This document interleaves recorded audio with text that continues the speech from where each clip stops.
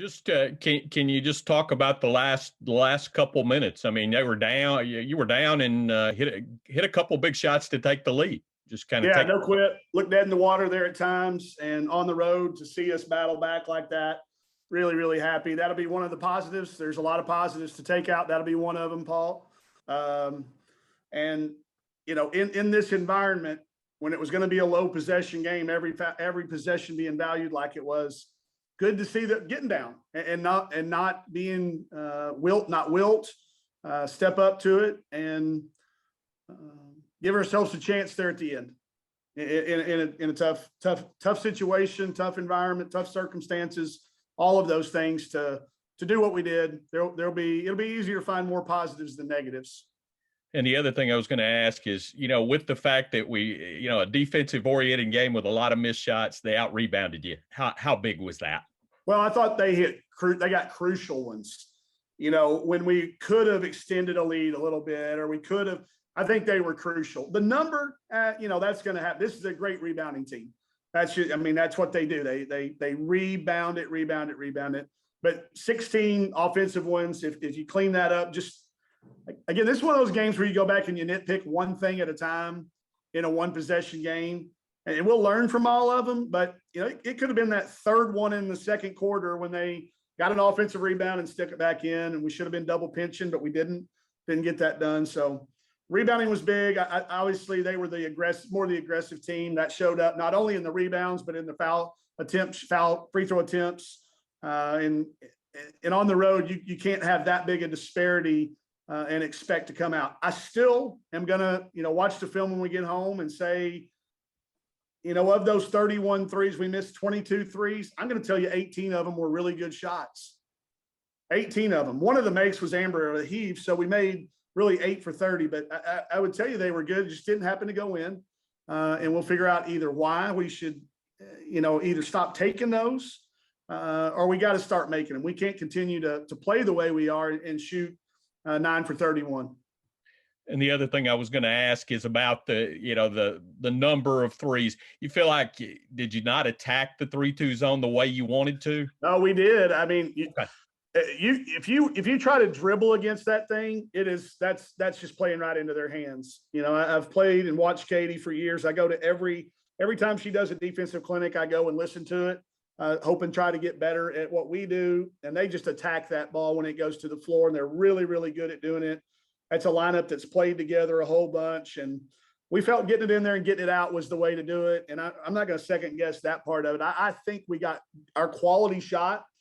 Our shot quality is going to be good enough. We didn't make it, and they had a lot to do with it. They fly around and they're aggressive, and they know they've got help behind them. But we probably won't be too harsh on that. Okay, thanks, Mike. Yep. Russell, go to you. Mike, how frustrating was the free throw difference? Was it more them just being aggressive, or you just not getting the calls on the road like you expected? No, it was them being the aggressor. I mean, they were being the aggressive on the dribble, on the glass. When the ball went up, they were hitting us. They always hit us first, and sometimes when we hit back, that's what that's what you see. But that's part of this game. And again, that goes back to me in practice, trying to create road rule environments a little bit better. It is frustrating, because I think we guarded them. If you hold a team 16 for 48, that at the end of the day, and 1 for 11, that's not too bad. But then you look at that next column over, you slide over, and that just jumps out at you. And I thought when they needed a basket, not only there at the end, but just in that third quarter, they just drive it and get a hand check call or bumping call. And we've got to improve our technique. We've got to improve our technique a lot in that area.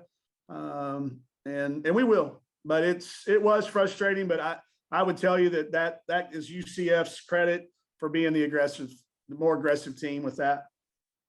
How do you regroup and not let this one bleed over into Sunday with Cal back home? Already started in that locker room.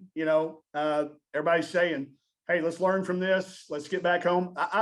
If you're going to losing on the road is the best way to do it, because you got to get on that airplane together. You got to get on that bus together. At home, everybody scatters. And they kind of get in their individual little areas. But, man, when you lose on the road, it brings you together. And it already started in that locker room. Alana was talking it up when I walked in. There was a lot of head nodding.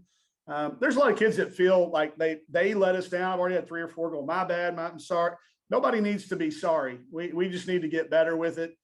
But hey, listen, our kids had all respect in the world for Central Florida. They knew that this would have been an upset had we won. We were an underdog going into this thing. So I think our kids will look at it as maybe a missed opportunity to beat a team that I think will surely be in the NCAA tournament and be probably a pretty high seed. I think we'll look at it more as a missed opportunity than anything other than that. But it'll come down to, how we get on this bus and how we get to the airport and how we get home and get ready to practice again tomorrow. So we got a really good Cal team coming in. I think they're 7-1 now. They won today, if I looked at it right before the game. So got another really good team, another good test for us. This little 4-game stretch is really tough.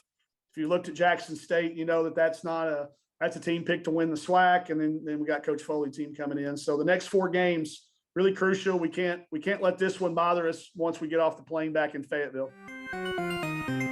It's Thanksgiving, and we all know what that means, football. And nothing goes better with football than turkey and betting. BetOnline has you covered for all the holiday season. More props, odds, and lines than ever before. BetOnline remains your #1 spot for all sports action this Thanksgiving. Head to our new updated desktop or mobile website to sign up today and receive your 50% welcome bonus with the promo code BELIEVE to receive your bonus. That's BLEAV to receive your bonus. And it's not just football. BetOnline has pro and college hoops, NHL, boxing, UFC, even your favorite Vegas casino games. Don't wait to take advantage of all these amazing offers available for the 2021 season. BetOnline is the fastest and easiest way to bet on all your favorite sports.